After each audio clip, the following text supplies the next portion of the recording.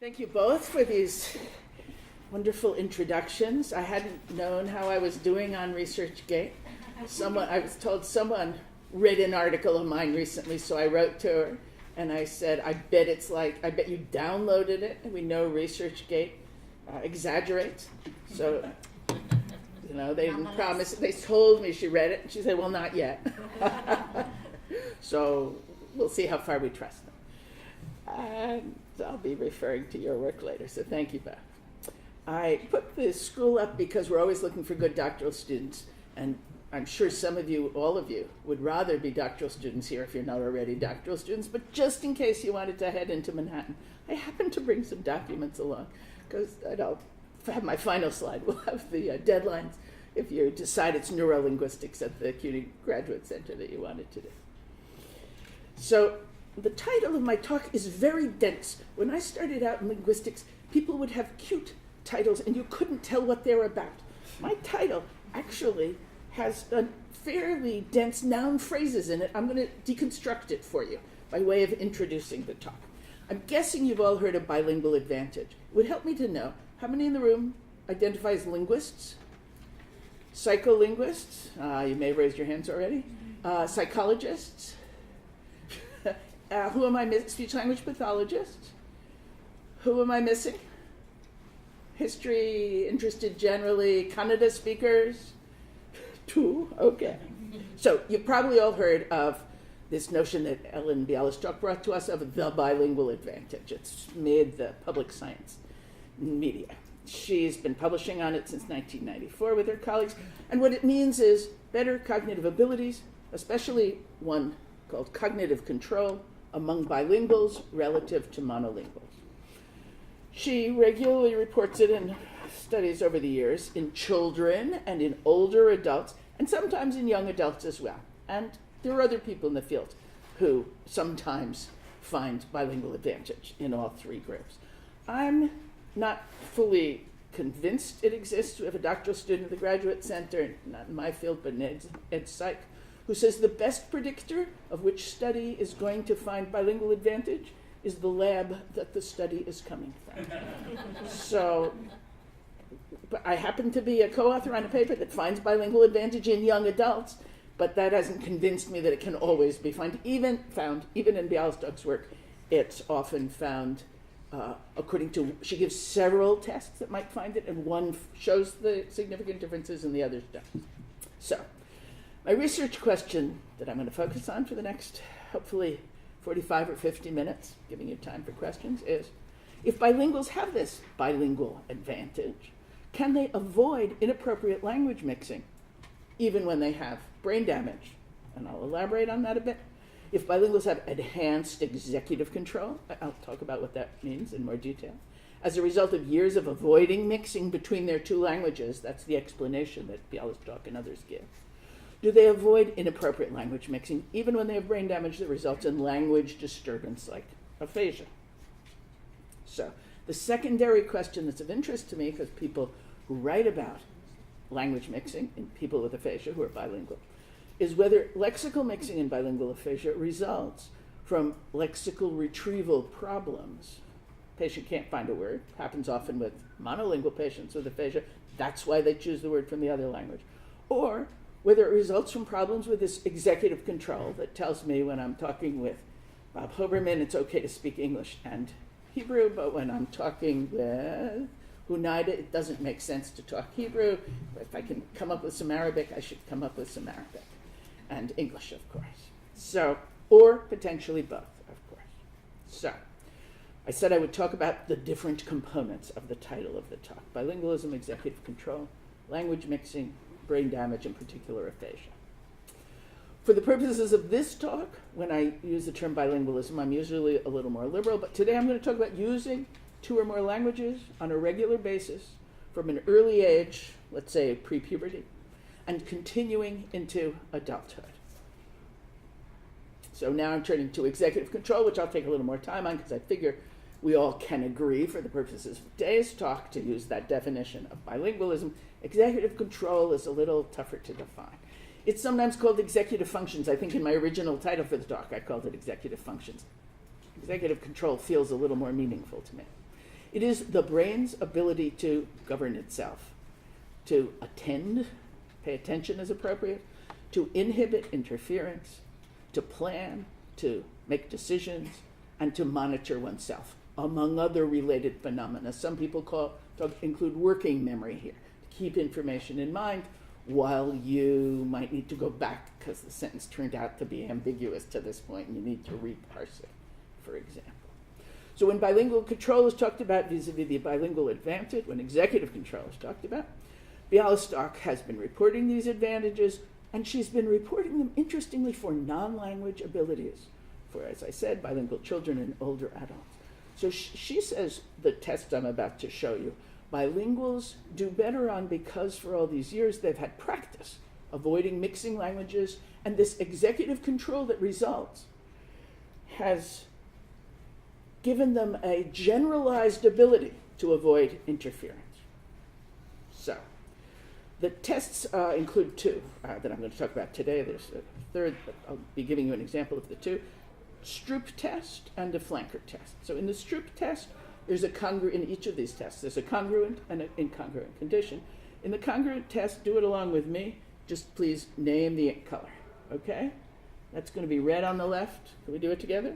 Red, blue, green, orange, blue, green, red, orange, blue, green. Not hard, even if you're not a native speaker of English, not hard. In the incongruent condition, same task. Name the ink color, okay? Do it with me, please. Orange, green, blue, orange, green, red, blue.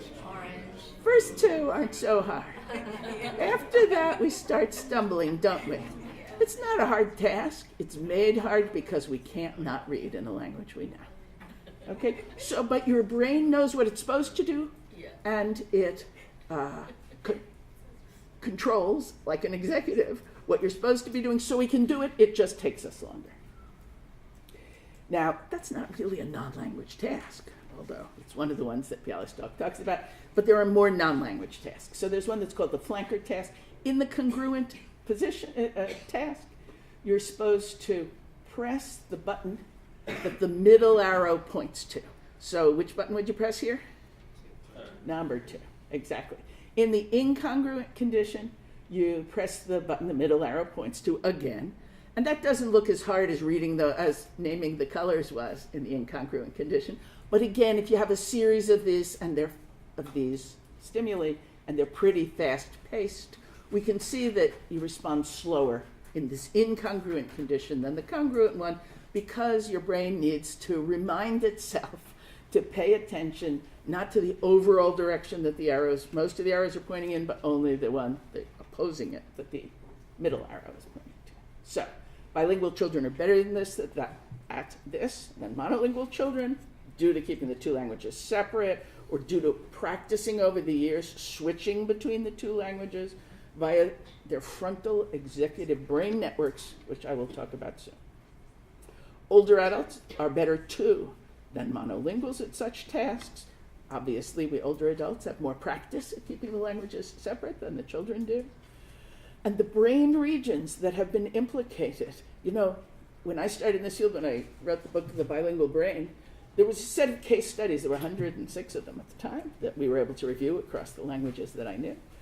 And when people talked about a language switch that broke down in aphasia, it was always somewhere else in the brain. Now, there were only 4 or 5 such articles, but I came away concluding that there's nowhere in the brain that's responsible for its 4 or 5 very different areas. The truth of the matter is, more recent research by Abu Talebi and Green says, there are 4 regions that are associated with switching problems in bilingualism, and you can find them problematic for anyone who's bilingual, who has brain damage, who has switching problems. The problems are going to be most of interest for us today in prefrontal cortex. This is a brain where you see the ear, so this person is facing forward, and we're looking at a horizontal slice of the brain. This is the prefrontal cortex and the frontal lobe. I'll show you frontal lobe in a different picture soon. This is a medial cortex, the ACC, the anterior cingulate cortex. The basal ganglia are subcortical structures that are involved in memory and control of language, but not language per se. Language per se tends to be cortical areas on the external cortical side of the left hemisphere. And the fourth one is the inferior parietal lobule. So just to give you an idea that this is, I was once at a conference symposium with 6 speakers, and this particular slide was shown 5 times by 5 different speakers. So let me turn then to aphasia. I'm assuming some of you know what aphasia is, and a number of you don't. And those of you who do are the speech-language pathologists for sure, and some of you who are psycholinguists and neurolinguists, and some of you who have some member of your family or friend who has had aphasia over the years. Aphasia, I will define as language disturbance that results from brain damage. And it has been associated with atypical language mixing in bilinguals with aphasia, who I am going to call BWA. I think I've got it consistent across the slides now. In the classic sense, if we have to talk about 19th century thinking about neurolinguistics, there's 2 basic sorts of aphasia. One is fluent or Wernicke's aphasia. I'm not going to talk so much about that today. And the other I want to focus on is non-fluent or Broca's aphasia. It's the most common type of aphasia from stroke, at least. So now we're looking at the left hemisphere from the side in the picture on the right of your slide. And we see there's an area called Broca's area. Broca's the person who said, hey, if you have damage here, he actually was, it turns out the patients he was talking about had much larger damage, but includes that Broca's area. If you have damage here, you have trouble producing speech, but not so much comprehending it. And then Wernicke came along in 1874 and said, hey, there's another type of language problem. If you have trouble comprehending speech, but not trouble producing speech, except if you can't comprehend your own speech, you don't make much sense when you talk, because you're not self-monitoring to check that you make sense, that it's related to a lesion in what we now call Wernicke's area. So, in Broca's aphasia, as I said, patients have trouble producing speech. They have relatively good comprehension, so we know they understood our instructions and the tests we'll give them. And as with any aphasia, they have lexical retrieval problems. How many of you ever have problems remembering the word you want to say? Yep. When I explain to people that older people have more of those than younger people, 30-year-olds tell me, 20-year-olds tell me, but that happens to me sometimes. Of course, it happens in a language we're not fully proficient in, and I assure you, on average, it happens more with advancing age. So, and even more with any sort of damage to the language areas of the brain. So, excessive mixing of languages, if you're bilingual with aphasia, might result. Brain damage in Broca's aphasia regularly involves part of the frontal lobe, as I showed you, but it's the posterior frontal lobe. It's not the prefrontal. So it's this part towards the back of the frontal lobe, not the perifrontal regions, which include, depending on your definition, these regions here, that have been associated with executive control. So I turn now to language mixing as I'm getting to why executive function control is of importance for thinking about bilingual language mixing. You probably know it can also be called language switching or code mixing, as in the famous title of Poplack's 1979 was the working paper. I think 1980 is the talk. Sometimes I start a sentence in English y termino en español, right? Sometimes I start a sentence in English and end in Spanish. Some people carefully distinguish the two. Mixing is for single words, that's how I'm going to use the term today, and switching is between sentences. In aphasia, there have been claims that bilinguals with aphasia mix more than healthy controls. But there hasn't been anyone who quantified if it's true. People simply observed it. And moreover, they've observed it, or there was 1 or 2 papers where they've counted. There have been very small samples of individuals, 1 to 4. Plus, there's a methodological problem that examiners themselves were bilingual. Franco Fabro does this in his book, The Neurolinguistics of Bilingualism, and in related papers. So if I say to Bob, now I want us to speak only in English, and he throws in some Hebrew, That's actually not a language problem. It's perfectly appropriate because he knows I speak Hebrew. Whereas if Agnes starts talking to me in Chinese, she knows that I've only had one semester of Chinese and that it really doesn't make sense to do it. So that we might say is a language or an executive function or a pragmatic problem, right? But she wouldn't do that, of course. So the problem isn't a language problem. It's doing something perfectly appropriate, but rather it's a problem with following the directions. And if you have brain damage, you might have more problems following directions as a result of executive control problem. So I'll be talking to you about the work of Avanti Poplakar, a doctoral student of mine, which is in preparation. She's hoping, we're all hoping, it'll be completed this year. Her goal was to quantify the amount and the types of mixing employed both by bilinguals with aphasia and matched healthy controls. And she matched for age and education and proficiency in one's first and second languages. She had a population, as Sridhar said, of patients with aphasia who are speaking Kannada and English. For those of you who don't know where Kannada is spoken, it's spoken in the Indian state of Karnataka by millions of folks. And it's a particularly good population, these bilinguals, because there are many of them are bilinguals. There's, quote, lots of mixing in India. It's socially appropriate to mix languages. Education can be in English medium schools, certainly is necessarily after the 10th grade, if you continue on after the 10th grade. And for a sizable population, it's in English, Indian English medium schools from the first grade. So the level in Indian English can be quite high. And Indian English is a variety of English that's virtually intelligible to speakers of standard American English. Doesn't differ in too many important ways. Now, Kannada English is a good population for me to talk about in this audience because Sridhar wrote the book on Kannada in his modern Kannada grammar, and the two doctors, Sridhar, have written an article on code switching and give examples of mixing between languages that include Kannada. Not all people who write, like when Shana Poplak was writing, she was not writing on examples of Kannada. It's also morphologically very interesting, different from English.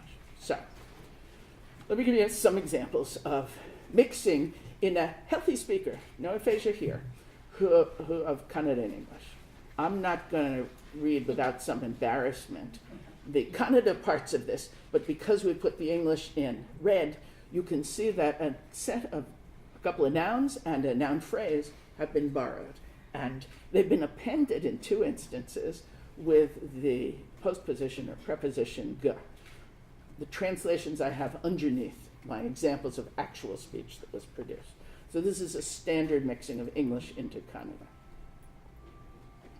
There are rarer types of mixing, like phrase mixing, a sentence which translate to, I will see if it's possible.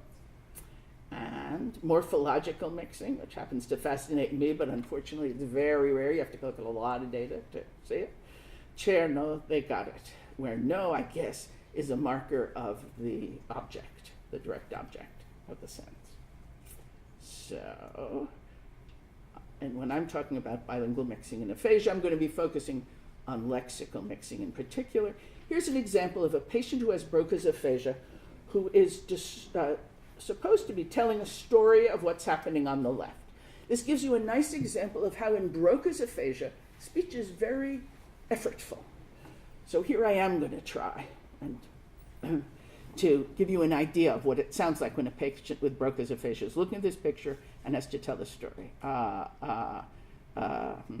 Ili road, ide ele factory, ide hoga, ide factory in the hode. You get the idea. And at the end, in blue, this is a patient who was trilingual, who also knew Hindi. And he ends the statement with a word I recognize because it was Arabic originally, bas, meaning enough, sufficient, right? So again, you see a lot of nouns are borrowed, right? And one noun phrase.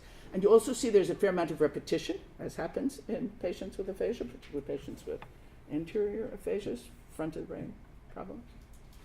So the argument has been that bilingual patients with aphasia mix more frequently than healthy controls would, and it's been linked speculatively to problems with lexical retrieval. When you can't find the word, you speak it in the other language if it comes to you. And it's been these findings have been based on small n studies. The question about executive control networks is whether they remain untouched in aphasia, like Broca's aphasia. If executive control networks are only the prefrontal regions that Abu Talebi and Green reported, that four-region system, there should be no executive control problem in people with Broca's aphasia. But that's been a part of the argument, that it's not just problems with lexical retrieval, but also there's less executive control operating in people with brain damage. So, and particularly with aphasia. I have to tell you that no one's ever said, these individuals, bilinguals with aphasia, have executive problems in daily life, as compared to what they say about Phineas Gage. You've perhaps heard of Phineas Gage. He was a respectable railroad administrator, worker, who one day tamped down the railroad tie the wrong way, and it went through his left frontal lobe. There's one picture of how that, it went through and it came out. And he didn't die. He not only didn't die, but he had no language problems, which is surprising. But basically, the reason is that the pole was going through frontal regions of his brain that are responsible for what we can link to executive control, but not regions that are involved in language, showing those can be separable. So the problems he had were he would curse, he couldn't plan, he would overspend his money, and he was terribly rude, and people basically said, he's not the same guy. So, whoops, there's a little note to me. So, my hypotheses in this study are, if bilinguals are resistant to inappropriate mixing as a result of their years of bilingualism-related executive control practices, there should be no differences between mixing in healthy controls and mixing in bilinguals with aphasia. Even patients with anterior lesions, Broca's patients with Broca's aphasia, should show no inappropriate mixing, since inappropriate mixing is presumably due to damage to prefrontal control networks outside the classic language area. That is, it's due to problems in Broca's area and regions posterior and deep to it, behind it, and deep to it. So, in this study, our participants were 32 Kannada-English bilinguals with Broca's aphasia.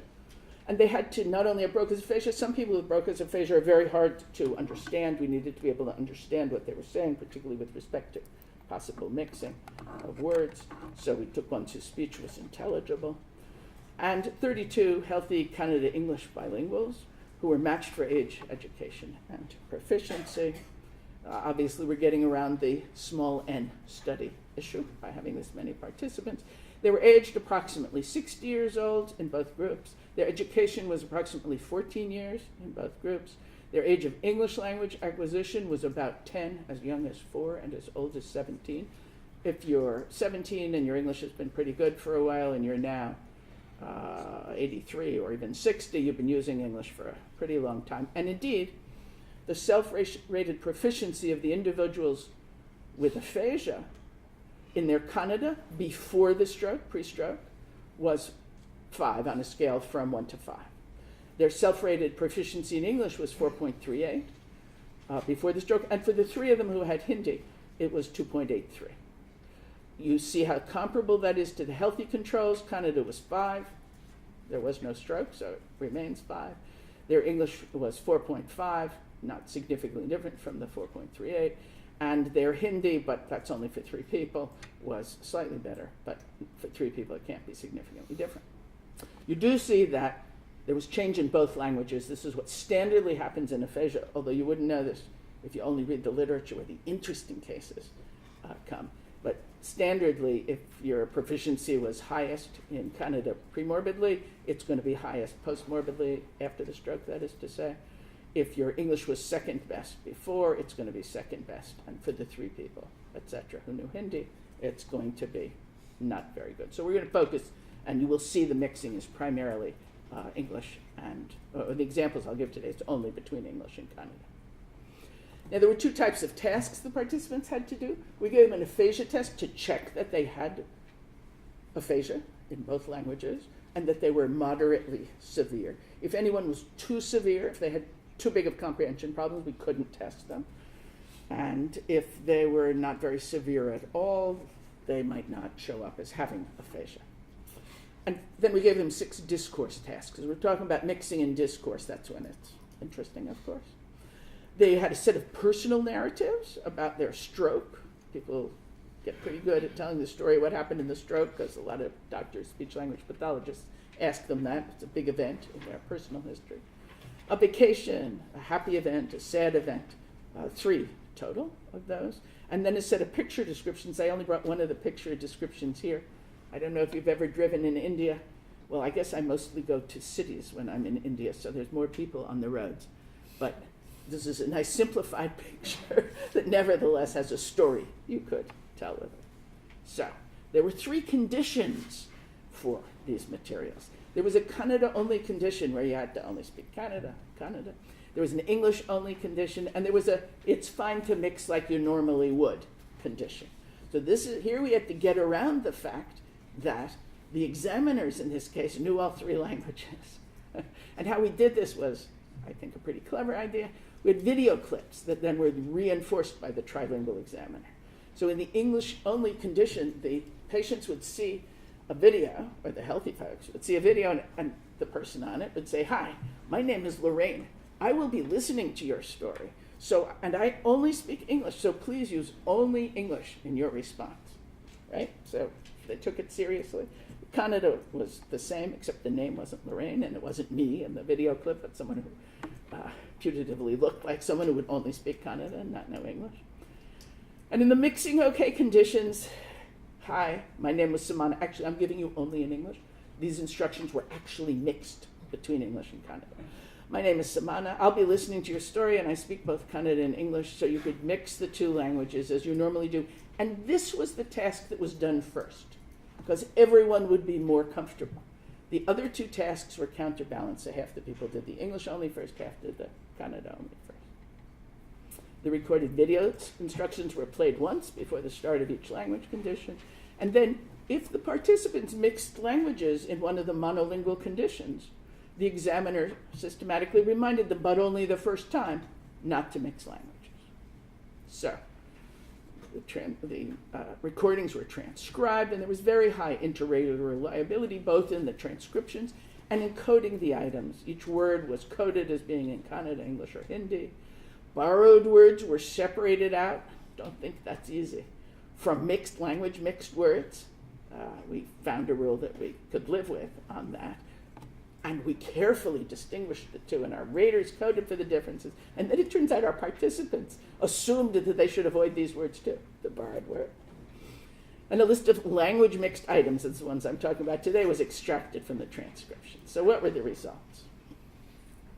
You remember the research questions. If bilinguals have enhanced executive control as a result of years of avoiding mixing between their 2 languages, and they don't have damage in those 4 regions of the brain where that have been linked to mixing, do they avoid inappropriate language mixing even when they have brain damage that results in language disturbance, that is aphasia?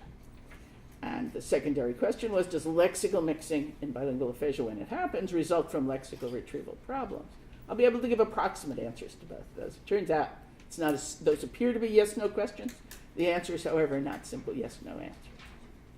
So the general results, not surprisingly, the bilinguals with aphasia produced significantly fewer words, 41, on average than the healthy controls on both tasks and in every condition. Let me show you how that looks in the next slide. The 2 left-hand triads of bars are the healthy controls, with the number of words in this instance, around 80, and for patients with aphasia, there were half as many words produced.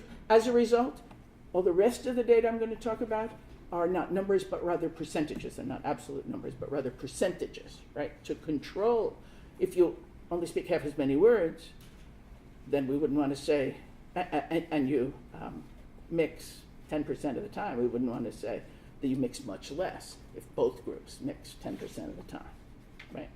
So, with respect to the question of whether bilinguals with aphasia are like healthy controls, they did in fact mix more than the healthy controls, but they did it differently across the different conditions. And the interesting bars you see here, this is then the percentage of total lexical mixing. The interesting bars are the red bars, right? So the green bars are mixing in the it's okay to mix condition. Who mixed pretty much only in the it's okay to mix condition? Can you see those? Words at the bottom? It's the healthy controls in both personal narratives and picture description. Those groups. So they did mix some. Now there was some mixing of the healthy controls in the Kannada-only condition, but very little. By contrast, the patients with aphasia did mix in the Kannada-only condition. If you thought, they were told that Samana, whoever the speaker was, only speaks Kannada, and they mixed English in, as much as they mixed when it was okay to mix. What they were good at was talking to me. They mixed more than the healthy controls, but way less than they mixed when it was okay to mix. So that's where you see it's not a simple yes-no response. The mixing also was much more variable across the bilinguals with aphasia than it was in the healthy controls, as you'll see in the next 3 slides. So this is a scatter plot. I used age at the bottom for another talk we were doing on how age interacts here, which is it doesn't. And each circle here is a person with aphasia. Each circle here is a healthy control. And you see how the healthy controls are pretty much all doing the same amount of mixing, whereas people with aphasia, you get people who do a whole lot of mixing, and you get people who do very little mixing, right? That was true in the Kannada-only condition. It's also true in the English-only condition, although remember, there was less mixing by the people with aphasia in the English-only condition. Still a fair amount of variability. And it's certainly true in the mixing when mixing was okay condition. The healthy controls allowed to mix. This is presumably what normals do in their daily speech. Mixed less and more consistently than the patients with aphasia. So, with respect again to whether patients with aphasia like the healthy controls, the healthy controls mixed most when mixing was okay. That's pragmatically most appropriate. The bilinguals with aphasia mixed significantly less in the English-only condition. That's pragmatically appropriate than in the other 2 conditions, one of which they should have been mixing less. So let's look at the percent of total lexical mixing again. That slide you saw before with the means. You're disappointed in the results. No, you have somewhere else you have to be. Okay. So I'm reminding you the healthy controls were mixing quite appropriately, and we have this odd picture. What's the story in India? Is it in fact true that everybody mixes all the time, or are there asymmetries of mixing direction? That's going to turn out to be the story. So, percentage of English words mixed in, percentage of Kannada words mixed in. The pictures are similar, except there are many more English words mixed in to the Kannada than there are Kannada words mixed into the English. That's what happened. Avanti wasn't surprised at all when I pointed this out. She said, oh yeah, that's how it works. You're nodding too? Absolutely. Yeah, sure. So, but so much for that rule. So the bilinguals with aphasia did use executive control, presumably, to mix much less in English than in the mixing okay condition. Oddly, they mixed as much in the Kannada only as in the mixing okay condition.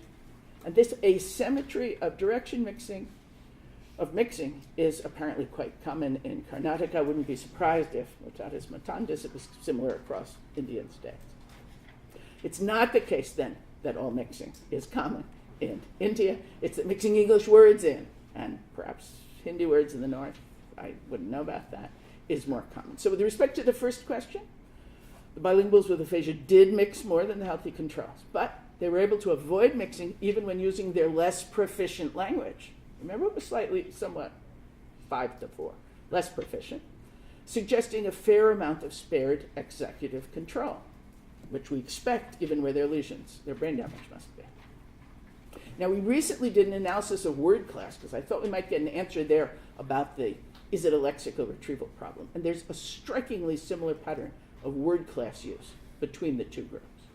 So in this picture, the blue bars are the healthy controls, and it's the percentage of each syntactic constituent. And this is similar to what we found across 14 languages in other work I've done with colleagues. So the nouns, did you know that nouns are about 35-40% of your speech? True in English. This is across the languages here.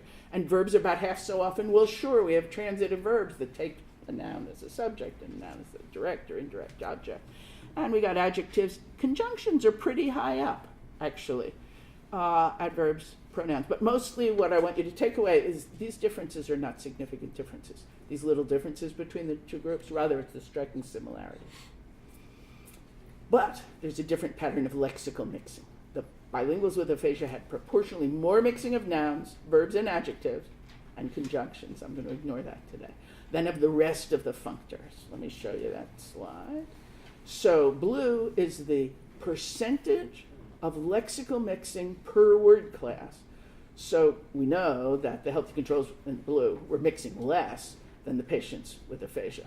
But the proportion of mixing of the patients with aphasia was much higher for nouns, verbs, adjectives, and conjunctions.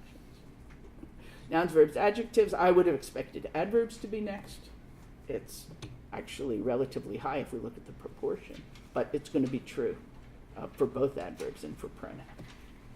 I asked Avanti whether that was because, for example, you might call the word very an adverb and someone might use very a lot, because we've seen this repetition among the patients with aphasia. She said, no, for the conjunctions, what people are mixing is mostly and, the English word and, which doesn't surprise me that patients with aphasia, when they're selecting a conjunction, are using a very common one, the word and, rather than interesting ones like therefore, which we tend not to see. But the adverbs were not the same word over and over again, but different words. So, my conclusions before I turn to you for questions, discussion. Proportionally more lexical mixing by the bilinguals with aphasia than the healthy controls. In all three conditions, I didn't show you those slides, but they're complex to look at, as Munoz et al. And Changapa et al. Had asserted earlier, but not counted. Now we've seen the numbers for it. For both groups, there was markedly more mixing of English into Kannada in the Kannada-only condition than vice versa. And the asymmetrical mixing was not surprising. And the relative prestiges of English as a global language, I'm guessing, could result in the more mixing of it into Kannada than vice versa. But there could be other explanations for why that's happening. With respect to the secondary question about lexical mixing in bilingual aphasia resulting from lexical retrieval problems or from problems with executive control or both, we've seen that there's quantitatively more aphasia mixing across languages. So the question is whether that's executive control problems or lexical retrieval ones. Qualitatively, in some ways, the bilinguals with aphasia have virtually similar patterns of speech. So they're, in a sense, normal qualitatively. All their mixing is appropriate in some sense. That is, it's not odd parts of speech used in unusual ways, but it is excessive quantitatively. So, I conclude that it appears that bilinguals with aphasia can significantly diminish their mixing when speaking with monolingual interlocutors of English, at least ones they've seen on a video clip. And like healthy controls, they're much more likely to mix English words into Kannada frames than vice versa. We may thus conclude that their extra mixing, which is distributed across all word classes, is the result of lexical retrieval difficulties rather than a loss of lexical control. I want to thank particularly Avanti Paplakar, who persuaded me that it was okay to do a discourse analysis dissertation after I told her I spent a decade doing discourse analysis work and she couldn't imagine how time-consuming it was, and collected this very interesting data, and to several people who helped me put this presentation together, and to my lab members generally who gave me feedback on a practice presentation yesterday. And I want to thank you and remind you that if you just happen to be interested or know someone who would be interested in applying to our doctoral programs, I'm actually in speech language hearing sciences more, but I sometimes get students from linguistics down the hall. I have materials from the speech language hearing science program with me and from the Graduate Center General. Thank you.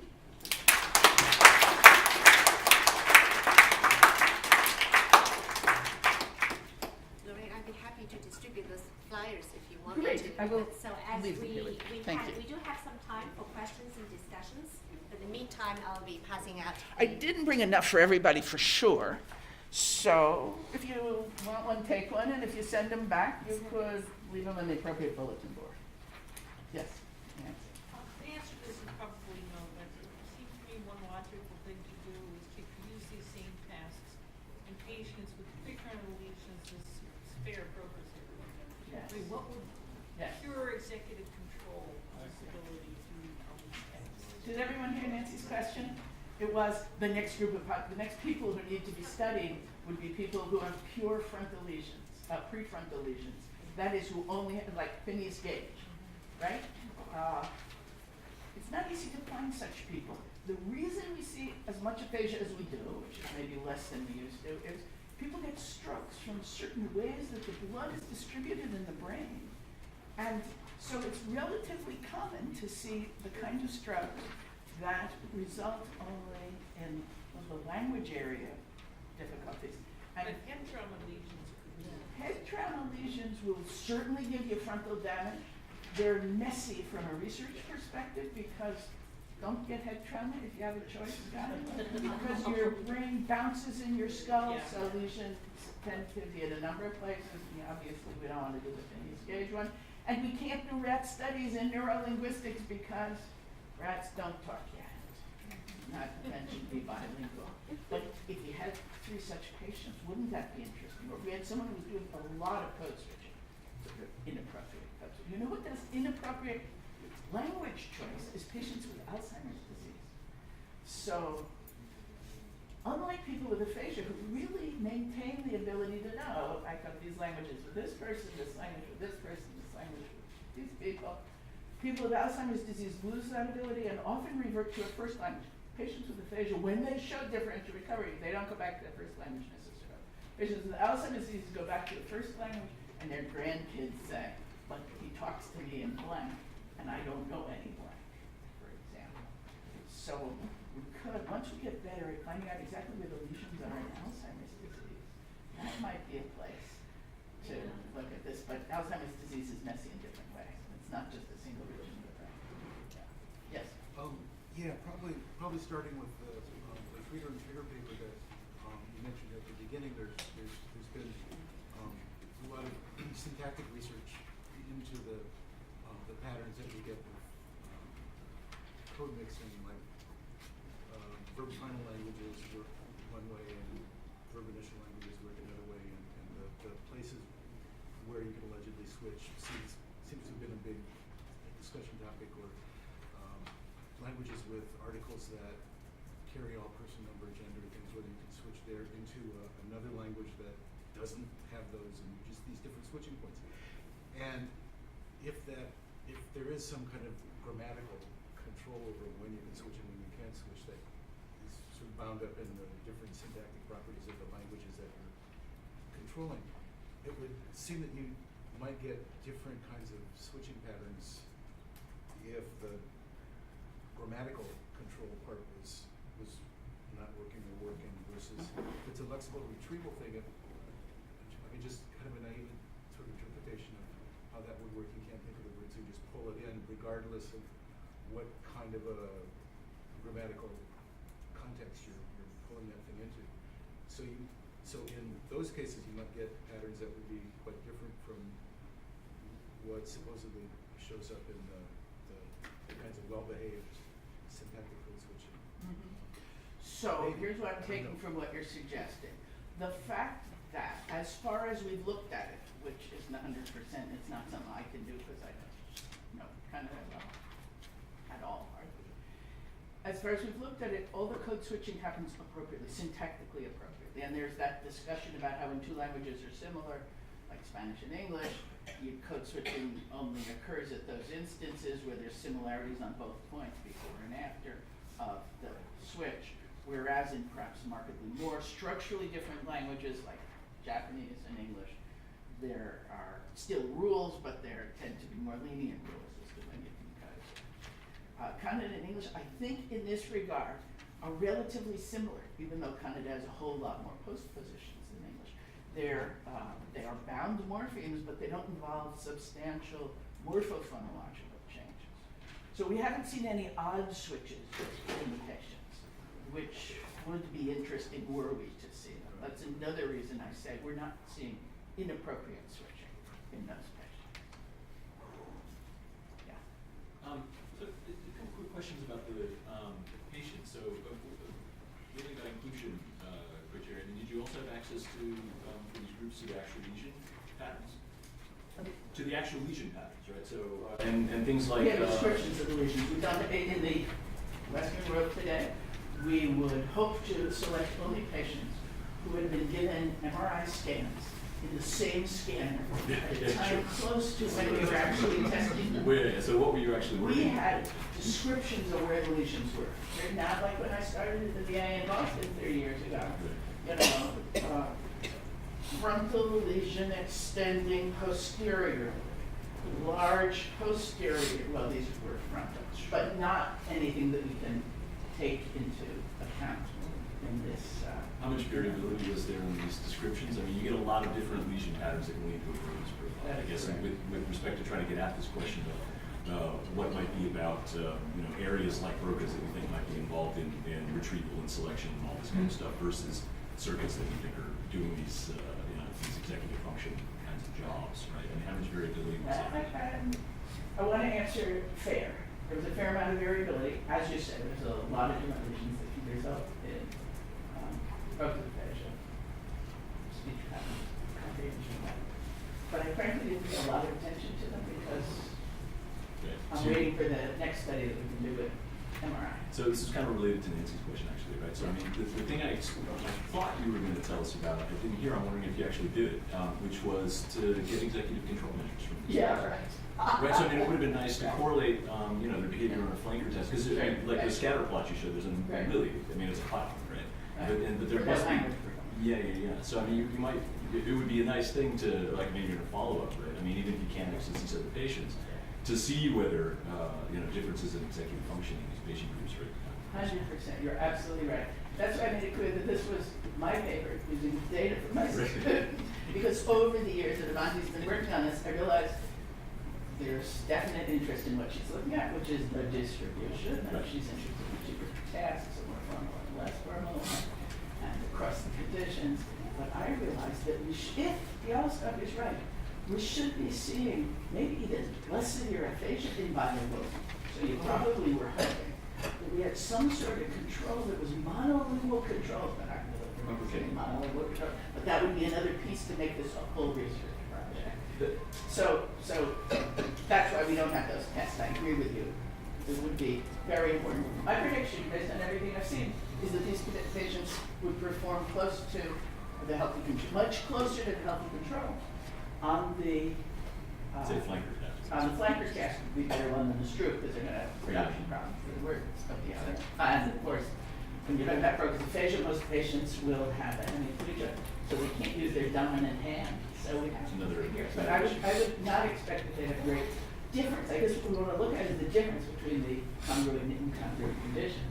We predict that would be similar proportions, even if they take longer, it would be similar for those patients. But we don't have those data, and Avanti needs to finish her degree. And we already have plans for several papers that will come out that aren't going into the dissertation postdoctorate. But I'm going to add that one in because potentially it's not impossible to relocate some, at least, of the participants. Right. And about the asymmetry switching, possibly, this is a silly suggestion, but how often do you encounter monolingual contests? I was wondering that question too. Oh, So yes, yes. Yeah, tons of them. Tons. There are 60 million Kannada speakers. But the monolingual. And so a lot, yeah, there are about 60. So a lot of them are monolingual speakers. Okay. Although many of them who have been to school, they are proficient in English. beyond high school and all that. And so there are lots of others who are monolingual speakers also, so it's not impossible to find. If I may continue, do other people have questions? I gather some people need to leave. Feel free to leave. I don't take it personally. And I'm happy to stay around and talk because I don't have anything until That's 4:30, okay, right? 3:30, But 3, No, there is 3:30. an interview. I have an interview. Yeah. With you. Good. Okay. So I'm Before happy you right leave, now. please fill out our survey before you leave. Thank you.